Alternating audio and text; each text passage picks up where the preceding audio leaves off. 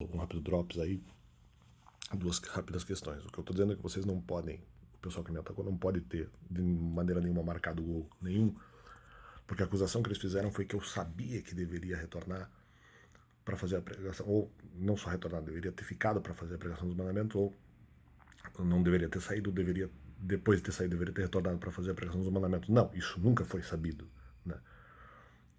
E ainda também não faz sentido, porque como eu estava considerando como média e longa duração os ataques antes, eu achava que eu deveria realmente sair. Então, quando eles dizem, acho que deveria ficar, não, porque na média e longa duração eu achava que eu não deveria aguardar pelos mandamentos. Eu nunca achei que deveria aguardar pelos mandamentos, a não ser que fosse curta duração. Então eles erraram aqui.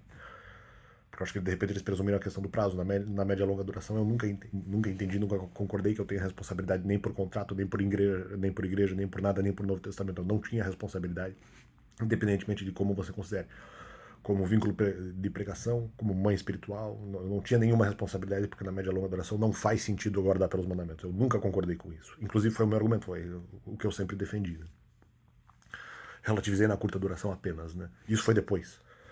Não foi na acusação deles. Me bateu muito a acusação deles, de maneira muito violenta, de maneira terrível, sacrificando toda a mansidão, porque eles estavam ignorando o argumento que eu já tinha dito. Eles pularam o argumento. Né?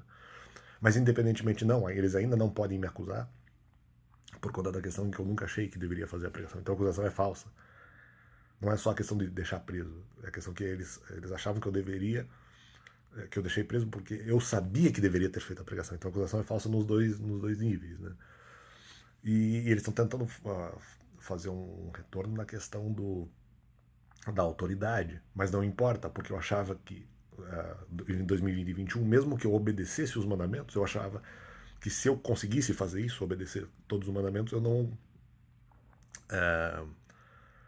mesmo assim, eu não iria fazer a pregação dos mandamentos, porque seria uma ideia ruim, por motivos, né? Seja por morte espiritual, ou por prejuízo espiritual das pessoas, por colocar as pessoas em situações de complicação. Agora as lutas espirituais aumentariam, blá blá blá, por outros motivos. Né? Então, o que eu estou dizendo é que se tivesse só dito assim, não, mas deveria saber que deveria fazer a pregação. Sim, essa repreensão faz sentido. Não foi a acusação que eu recebi. Então eles não têm como ter marcado o gol nesse sentido. E mesmo pelo argumento da autoridade não faz sentido. Eu já achava, outra coisa que eu já achava que eu não teria autoridade para pregar. Porque a Bíblia já dizia que se eu falasse sobre outra doutrina, no caso, eu seria atacado. Né?